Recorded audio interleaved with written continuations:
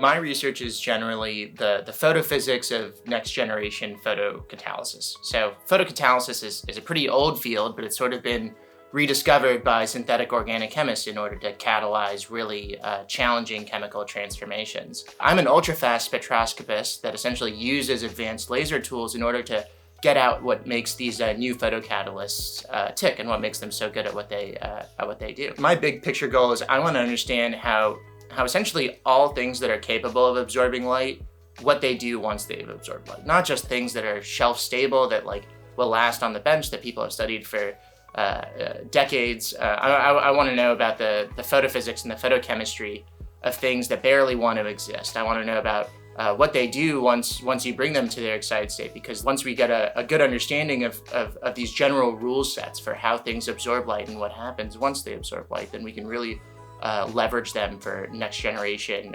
photocatalysis or waste removal and fine chemical synthesis and what have you.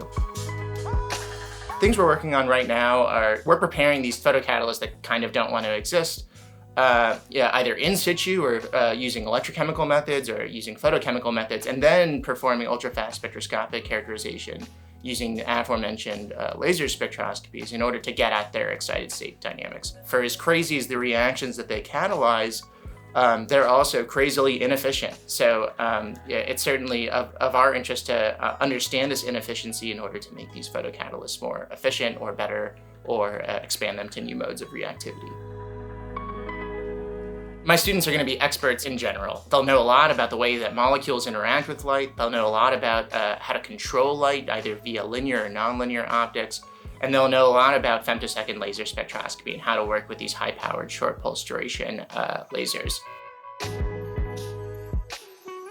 I think what my students are going to be expert at is to be able to think out really hard problems and come out with the correct answer. And I think they'll be able to do that while being able to work in sort of collaborative settings where they realize that not only are their skills the ones that are relevant to a particular problem at hand. It's about being able to work with others, but as well as being able to flex your own muscles and give everything that you've learned in the PhD process, which will turn out to be a lot.